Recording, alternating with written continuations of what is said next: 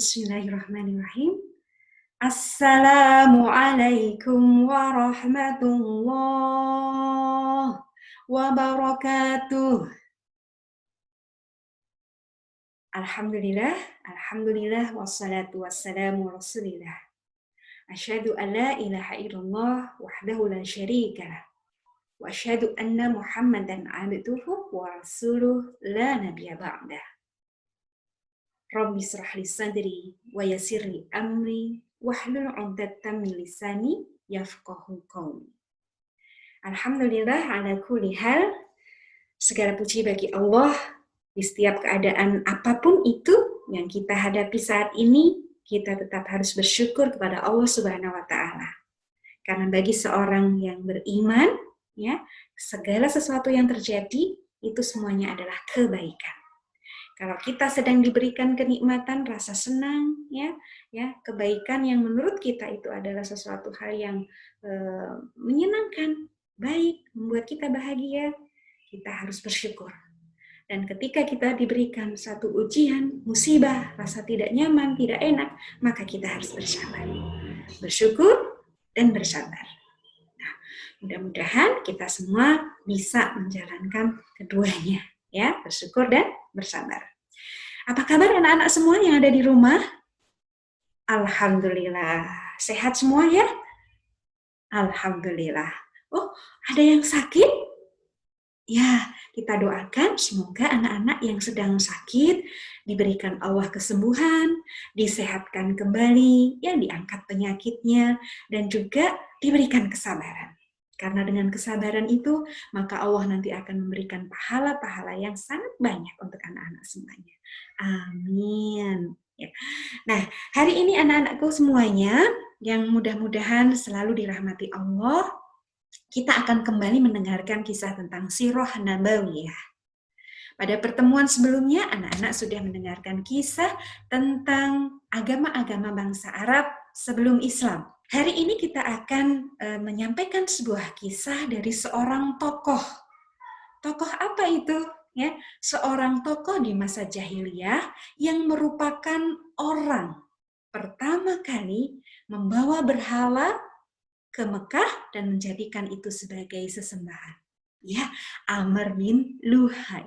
Ya, Amr bin Luhai ini adalah seorang tokoh pemimpin dari suku Khuza'ah.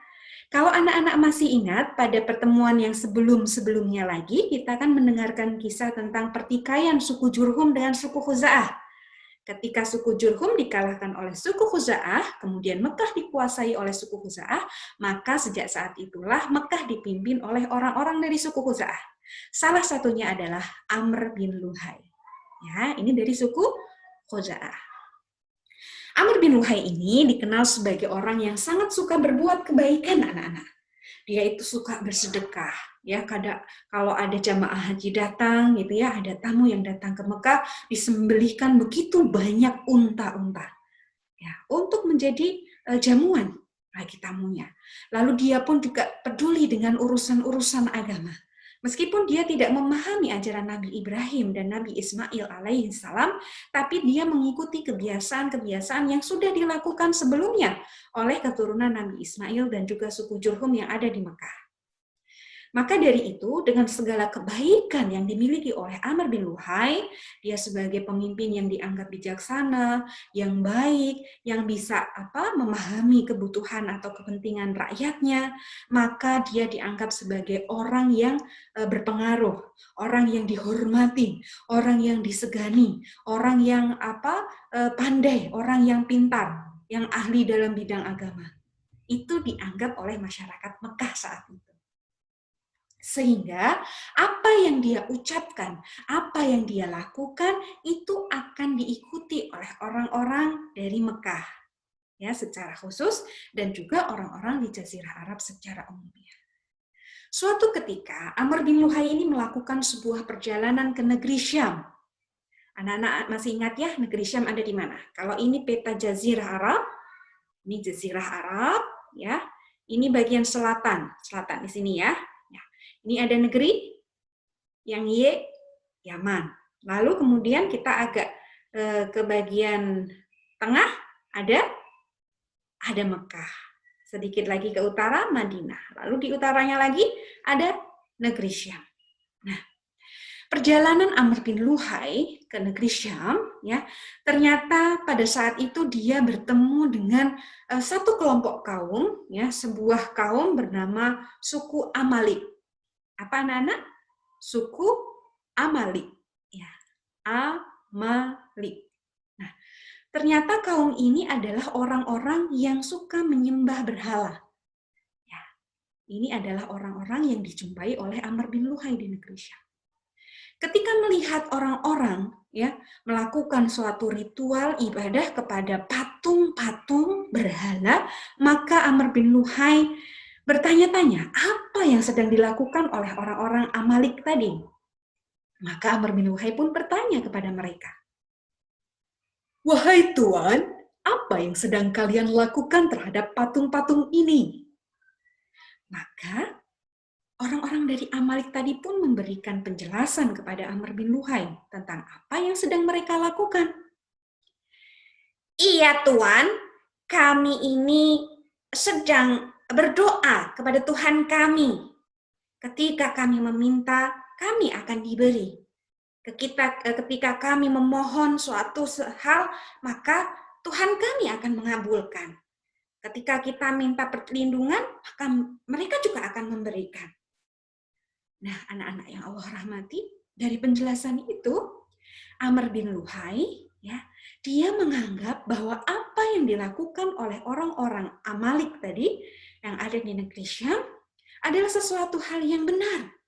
Karena Amr bin Luhai mengetahui bahwa di negeri Syam itu adalah negeri para nabi dan rasul. Negeri di mana orang-orang ahli kitab berada di sana. Maka dia berpikir bahwa apa yang dilakukan orang-orang di negeri Syam, termasuk orang dari Amalik ini, adalah sesuatu hal yang benar.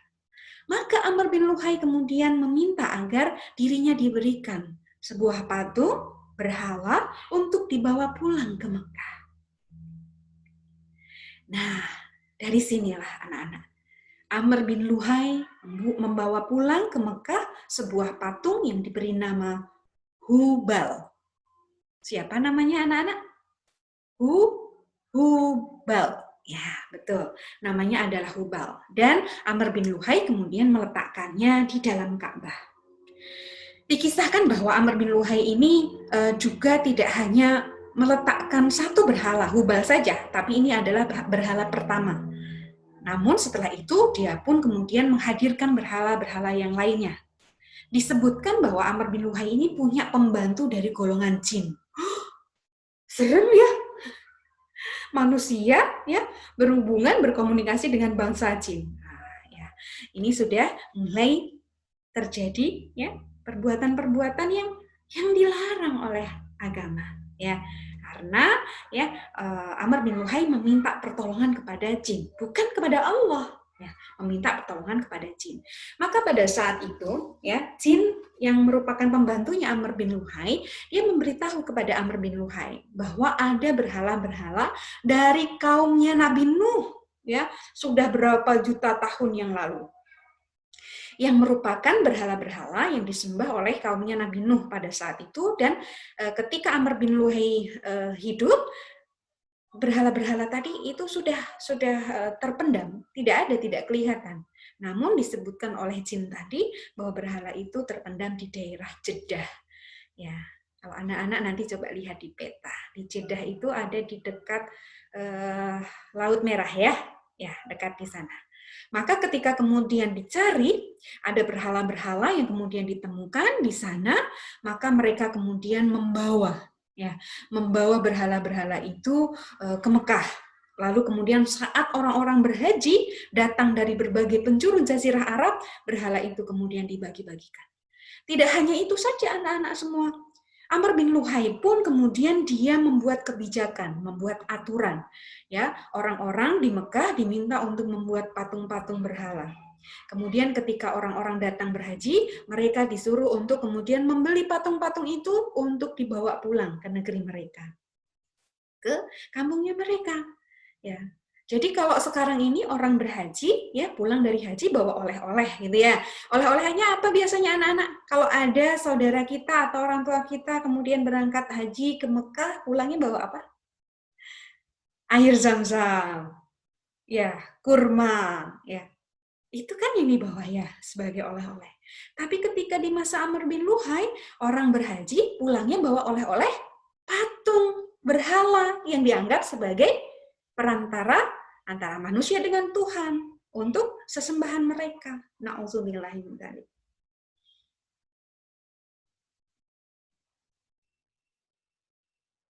Nah, kalau misalnya kemudian orang-orang itu melakukan perjalanan, ya, mereka tidak membawa berhala dari Mekah. Mereka kemudian eh, harus beribadah gitu ya, berdoa meminta pertolongan kepada berhala-berhala itu. Maka mereka akan menjadikan semua apa-apa benda yang berasal dari Mekah, ya, mereka gunakan untuk menggantikan berhala atau patung. Ada suatu kisah, Ustazah, seingat Ustazah ini adalah kisah dari Umar ya, bahwa ketika melakukan perjalanan keluar dari Mekah, lupa tidak membawa patung berhala dari Mekah. Maka kemudian disusunlah itu kurma-kurma dari Mekah, dibuat seperti patung, kemudian disembah. Setelah selesai, ya, kemudian dimakan kurmanya. Mosok Tuhan yang dimakan ya anak-anak ya? Nah ini adalah perbuatan-perbuatan di masa jahiliyah, perbuatan syirik ya yang merupakan dosa besar. Baik, nah anak-anak yang Allah rahmati, Amr bin Luhai tidak hanya sekedar membawa berhala dari luar Mekah ke Mekah, kemudian menjadi sesembahan bagi orang-orang Mekah dan juga seluruh orang-orang di Jazirah Arab. Orang-orang di Mekah mengikuti Amr bin Luhai karena dia dianggap sebagai tokoh atau ulama mereka. Tapi orang-orang di Jazirah Arab mengikuti Amr bin Luhai karena masyarakat Mekah mengikutinya. Jadi Amr bin Luhai diikuti oleh orang-orang masyarakat Mekah, lalu orang-orang di luar masyarakat Mekah atau di Jazirah Arab mengikuti orang-orang Mekah. Jadi ini saling beruntun ya anak-anak ya. Karena orang-orang di Jazirah Arab itu menganggap bahwa orang-orang di Mekah ini merupakan orang-orang yang menjaga Ka'bah. Artinya mereka akan lebih paham, lebih mengetahui bagaimana menjalankan agama yang benar. Nah, padahal ternyata yang dilakukan orang-orang Mekah pada saat itu kan bukan sesuatu hal yang benar, sesuatu hal yang keliru. Tapi diikuti ya, karena tidak tahu. Nah, Amr bin Luhai juga melakukan berbagai macam perbuatan yang itu termasuk juga di dalam perbuatan syirik. Apa yang dilakukan oleh Amr bin Luhai? Amr bin Luhai ya membuat sebuah aturan. Ya, ada tradisi atau upacara-upacara gitu ya yang dilakukan oleh Amr bin Luhai yang diikuti oleh masyarakat Mekah, dan mereka juga memiliki suatu keyakinan atau tradisi yang bernama tiaroh. Apa itu tiaroh? Tiaroh itu adalah suatu tradisi yang merupakan bentuk pesimis. Pesimis itu seperti ini anak-anak. Jadi mereka meyakini tentang suatu keberuntungan atau kesialan. Ya, contohnya begini, ketika mereka ingin melakukan sebuah perjalanan atau safar, mereka akan mendatangkan seekor burung atau biri-biri. Ya, seekor burung itu kemudian diterbangkan. Ya, terbang. Kalau burung itu terbangnya ke kanan, ya, maka mereka akan menganggap bahwa itu adalah sebuah keberuntungan dan mereka akan melanjutkan untuk melakukan perjalanan. Tapi kalau burung itu terbangnya ke kiri, ya, jadi mereka akan menganggap bahwa itu adalah sebuah pertanda kesialan. Mungkin akan ada musibah atau bahaya yang mengancam mereka di dalam perjalanan tersebut, sehingga akhirnya mereka urung untuk untuk kemudian berangkat ke perjalanan tersebut. Maka ini yang dilakukan oleh orang-orang di Mekah dengan tradisi yang diajarkan oleh Amr bin Luhai. Mereka mengundi nasib, ya, melakukan tradisi tiaroh. Apa anak-anak ya? Kita ulangi coba. Tradisi apa? Tiaroh, ya.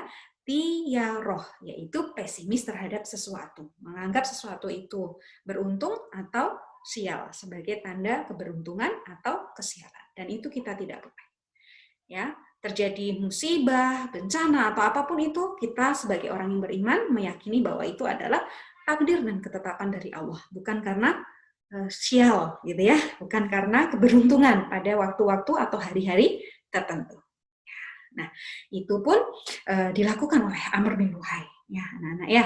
Sehingga ini adalah sesuatu yang harus kita waspadai, karena di masa kita sekarang pun ada tradisi-tradisi semacam itu. Kita tidak boleh keluar pada hari-hari tertentu, kita tidak boleh melakukan perjalanan pada bulan-bulan tertentu, kemudian kita tidak boleh melakukan misalnya hajatan atau mungkin kita melakukan suatu kegiatan pada waktu-waktu tertentu. Misalnya tidak boleh menikah di bulan Al-Muharram misalnya ya. Kita tidak boleh bepergian pada bulan Safar dan lain-lain. Ya. Nah, itu adalah suatu keyakinan-keyakinan yang merupakan tradisi seperti halnya yang dilakukan Amr bin Luhai. Dan kita tidak perlu melakukan itu. Semua hari adalah hari yang baik. Ya, jikalau kemudian kita mendapati suatu musibah, halangan, ya, atau apapun itu, ya, semua itu adalah takdir dari Allah Subhanahu wa Ta'ala, bukan soal keberuntungan atau kesialan. Ya. Amr bin Luhai tidak hanya melakukan memberlakukan peraturan-peraturan terkait dengan tradisi saja, tapi juga termasuk pada saat beribadah haji, ya. Yang tadi kalau orang-orang beribadah haji itu kan tawaf mengelilingi Ka'bah gitu ya, semuanya menggunakan pakaian apa anak-anak? Pakaian ihram. Nah, tapi pada masa Amr bin Luhai, ya Amr bin Luhai ini juga membuat aturan-aturan yang nyeleneh gitu ya. Aturan-aturan yang hanya ingin menguntungkan bisnisnya Amr bin Luhai. Apa itu? Ya, Amr bin Luhai membuat satu aturan ya, mewajibkan orang-orang yang berada dari luar Mekah kalau mau bertawaf ya, mengelilingi Ka'bah, berhaji, mereka harus mengenakan pakaian dari Mekah. Kalau tidak, maka mereka harus telanjang. Oh, iya. Itu kenapa? Maka dari orang-orang di luar Mekah yang mereka tidak punya uang kan mereka terpaksa ya, mereka terpaksa harus mengikuti aturan itu, aturan yang tidak benar. Sedangkan orang-orang yang punya uang maka mereka kemudian membeli pakaian-pakaian dari Mekah. Berarti kalau membeli pakaian dari orang-orang Mekah termasuk Amr bin Luhai kan jadi kaya ya anak-anak ya. Nah, ini yang diinginkan oleh Amr bin Luhai. Jadi dia membuat orang-orang yang tawaf di Ka'bah kalau tidak mengenakan pakaian dari Mekah maka mereka harus telanjang. Nah, kalau untuk wanita mereka harus tawaf di malam hari, kemudian mereka hanya mengenakan baju bagian dalam. Jadi kalau anak-anak muslimah anak-anak muslimah itu kan kalau pakai khimar ya, kerudung kan besar, kemudian menggunakan pakaian jilbab, yaitu pakaian yang longgar gitu ya, tidak menerawang, besar. Nah, di dalamnya lagi kan ada pakaian lagi ya, pakaian dalamnya itulah yang kemudian atau pakaian yang digunakan di rumah biasanya ya, baju rumah itulah yang kemudian hanya boleh digunakan pada saat tawaf. Jadi auratnya kan bisa terlihat lekuk tubuhnya gitu ya anak-anak ya, dan itu dilakukan oleh Amr bin Luhai hanya semata-mata supaya orang-orang dari Mekah itu kaya, kemudian sukses dalam menjual pakaian. Nah, dari bisnis mereka kemudian mereka menjadi orang yang kaya. Nah, ini adalah contoh-contoh perbuatan-perbuatan yang dilakukan Amr bin Luhai yang membuat ajaran agama Nabi Ibrahim alaihissalam menjadi rusak. Nah, anak-anak, kita bisa mengambil pelajaran dari kisahnya Amr bin Luhai tentunya. Bahwa ternyata ketika seseorang melakukan suatu kebaikan, ya, dia akan mudah diikuti oleh orang lain. Tapi sayangnya yang dilakukan Amr bin Luhai adalah suatu keburukan. Ya. Maka kemudian ketika Amr bin Luhai ini meninggal, ya, Rasulullah Shallallahu Alaihi Wasallam pernah mengatakan bahwa beliau pernah melihat Amr bin Luhai yang kemudian bagian dalam perutnya itu dikeluarkan, ususnya itu dikeluarkan. Ya, dia ada di neraka. Karena apa? Karena dosanya tadi, dosa syirik yang sangat besar, kemudian dia diikuti oleh orang-orang lain. Bahkan ketika dia sudah meninggal, perbuatannya juga masih diikuti oleh orang lain. Bisa dibayangkan berapa banyak dosanya yang dimiliki oleh Amr bin Luhai. Kalau kebaikan yang diikuti oleh orang lain, ya misalnya kita melakukan suatu kebaikan, kemudian dicontoh orang lain, kemudian yang melihat kita semuanya kemudian mengikuti kebaikan yang kita lakukan atau yang kita ucapkan. Maka pahala itu pun juga kemudian menjadi bagian dari pahala kita. Nah, ini menjadi semangat untuk kita semuanya, anak-anak. Ketika kita melakukan suatu kebaikan, kita kemudian ditiru oleh orang lain, maka pahalanya pun kemudian akan mengalir kepada kita. Nah, dan kita juga akan berhati-hati ketika kita melakukan perbuatan. Jangan sampai ada perbuatan buruk yang kita lakukan, lalu ada orang mengikuti, mencontoh dan meniru kita, dan dosanya pun mengalir kepada kita. Jangan sampai seperti itu. Ya. Nah, ketika kita mendengarkan kisah tentang Amr bin Luhai, ya, perbuatan yang paling menonjol ya dari semua perbuatan Amr bin Luhai adalah terkait dengan kesyirikan. Ya, anak-anak perlu tahu bahwa syirik itu oleh para ulama dibagi dua. Ada syirik besar dan ada syirik kecil. Ya, syirik besar ya ini adalah syirik seperti yang dilakukan Amr bin Luhai. Ya, syirik yang bisa jadi menyebabkan seseorang itu keluar dari agama Islam. Apa yang dilakukan? Yaitu menyembah selain Allah, ya, mensekutukan Allah. Itu adalah syirik besar. Termasuk melakukan kurban, ya, memberikan sesajen, memberikan kurban kepada makhluk, ya, berarti kepada selain Allah. Ya.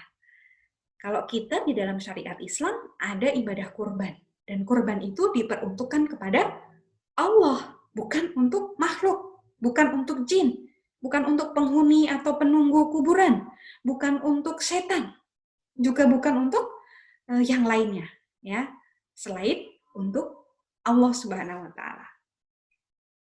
Jadi itu tidak boleh. Kalau melakukan perbuatan seperti itu maka termasuk syirik besar. Ya. Kemudian yang kedua yaitu syirik kecil. Nah, kalau syirik kecil ini juga dibagi dua lagi anak-anak. Ada syirik yang nyata, ada juga syirik yang tersembunyi, ya. Ada yang nyata, ada yang tersembunyi. Nah, syirik yang nyata itu merupakan syirik yang berupa ucapan yang diucapkan atau merupakan suatu perbuatan. Ya, contohnya misalnya kita bersumpah.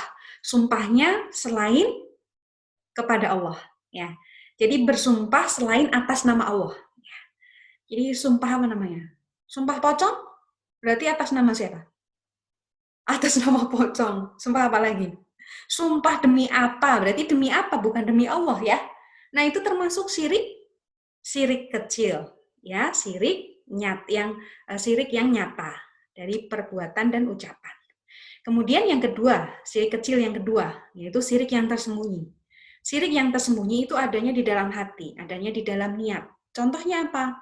Seperti ketika orang itu merasa sombong, ingin dipuji dengan segala kelebihan yang Allah berikan, atau dengan segala kehebatan yang dia miliki untuk melakukan sesuatu, mengatakan sesuatu, lalu dia merasa itu adalah semua karena dirinya, dan dia ingin dipuji. Yang kita kenal dengan sebutan apa, anak-anak? Sombong, ingin dipuji. Iya, barakallah. Riya. Ya. Jadi riya itu ternyata termasuk sebagai syirik kecil, ya. Ya, bukan berarti kalau namanya syirik kecil terus boleh dilakukan, tidak. Karena syirik kecil itu, ya, itu merupakan syirik yang ketika dilakukan akan menjadi perantara syirik besar. Jadi jangan sampai kita meremehkan syirik-syirik walaupun itu syirik kecil. Ya, termasuk riya. Itu tidak boleh. Ya. Rasulullah Shallallahu Alaihi Wasallam beliau pernah bersabda, sesungguhnya yang aku takutkan terhadap atas kalian, yaitu umatnya Nabi Muhammad Shallallahu Alaihi Wasallam, yaitu adalah syirik kecil. Ya, jadi kalau umat Islam, ya orang-orang beriman, mungkin mustahil ya mereka akan kemudian menyembah berhala, ya, kemudian meminta atau berdoa kepada pohon, ya, atau bahkan menuhankan api, gitu ya. Kan tidak ya, kecil sekali kemungkinannya seperti itu. Ya, tetapi kalau kemudian syirik-syirik kecil, ya bisa jadi kemudian tidak disadari, termasuk riya. Ya, termasuk riya tadi. Ya, Rasulullah Shallallahu Alaihi Wasallam mengkhawatirkan itu. Lalu kemudian para sahabat menanyakan kepada Rasulullah Shallallahu Alaihi Wasallam, apakah syirik kecil itu, wahai Rasulullah? Gitu ya. Kemudian Rasulullah Shallallahu Alaihi Wasallam menjawab pertanyaan dari sahabat tersebut. Ya, Rasulullah menjawab bahwa syirik kecil itu adalah riya. Ya, Rasulullah menjawab riya. Ya, maka kita harus berhati-hati terhadap syirik kecil. Di sebuah kisah yang lainnya, Rasulullah Shallallahu Alaihi Wasallam pernah berkhutbah di hadapan para sahabat. Ketika khutbah itu, Rasulullah Shallallahu Alaihi Wasallam ya menyampaikan kepada para sahabat, ya Rasulullah berpesan kepada para sahabat, wahai kalian takutlah kepada syirik, karena syirik itu lebih lembut dari semut. Lalu sahabat kemudian bertanya, wahai Rasulullah, bagaimana kami bisa berlindung dari syirik itu karena dia lebih lembut dari semut? Anak-anak tahu kan ya semut itu kecil apa besar? Kecil. Mudah terlihat atau tidak? Bisa terlihat. Tapi kalau kemudian mau melihat semut sama gajah, gampang mana? Lihat gajah ya yang besar. Tapi kalau semut yang kecil, bahkan mungkin ini kalau semutnya warnanya hitam, dia sedang berjalan di atas batu yang hitam, bisa jadi nggak kelihatan. Nah, syirik itu seperti itu. Maka Rasulullah SAW berpesan kepada para sahabat agar takut kepada syirik, karena syirik itu lebih lembut dari semut. Maka para sahabat ketika bertanya, bagaimana caranya menghindari syirik? Kalau syirik itu lebih lembut dari semut, kan susah ya untuk mengetahui ini syirik atau bukan. Jangan-jangan kita tidak menyadari. Maka Rasulullah Shallallahu Alaihi Wasallam beliau mengatakan, menjawab pertanyaan sahabat tadi ya. Rasulullah Shallallahu Alaihi Wasallam mengajarkan kepada kita sebuah doa. Allahumma inna na'udzubika min anusyrika bika syai'an na'lamuhu wa nastaghfiruka lima la na'lamuh. Ya Allah, kami berlindung pada Engkau dari syirik terhadap Engkau yang kami sadari. Dan kami memohon ampun dari sesuatu yang kami tidak ketahui. Jadi kita memohon perlindungan kepada Allah dari syirik yang nyata dan yang tersembunyi, yang kita sadari dan yang kita tidak ketahui. Karena syirik itu lebih lembut dari semut. Nah, baik. Anak-anak yang Allah rahmati, hari ini kita belajar sesuatu yang sangat berharga dari kisah Amr bin Luhai tentang syirik yang kita jangan sampai terjerumus kepada perbuatan tersebut yang merupakan dosa besar. Dan kita tahu syirik dibagi dua, syirik besar dan syirik kecil. Dan kita tidak boleh meremehkan syirik kecil itu. Ya, karena Rasulullah Shallallahu Alaihi Wasallam berpesan kepada kita agar takut kepada syirik, karena syirik lebih lembut dari semut. Kita memohon kepada Allah agar kita dilindungi dari perbuatan syirik, baik yang kita sadari ataupun yang kita tidak ketahui. Baik anak-anakku yang Allah rahmati, kita cukupkan dulu untuk kisah pada pertemuan hari ini. Mudah-mudahan yang sedikit ini memberikan manfaat kepada anak-anak semuanya. Anak-anak diberikan Allah kemudahan untuk memahami dan juga untuk mengamalkannya. Ya, kita akan berjumpa lagi pada pertemuan berikutnya, insya Allah. Mudah-mudahan semua anak-anak dalam keadaan baik dan sehat. Dan bersemangat tentunya untuk belajar Sirah Nabawiyah. Ya, kita akan tutup, kita akhiri ya pertemuan pada hari ini dengan membaca hamdalah bersama-sama. Alhamdulillahirabbil alamin, dan kita baca istighfar. Astaghfirullah wa atubu ilaih. Astaghfirullah wa atubu ilaih. Astaghfirullah wa atubu ilaih. Dan kita cukupkan dengan doa kafaratul majlis. Subhanakallahumma wa bihamdika asyhadu an la ilaha illa anta astaghfiruka wa atubu ilaih. Barakallahu fikum, jazakumullahu khairan katsira. Wassalamu alaikum warahmatullahi wabarakatuh.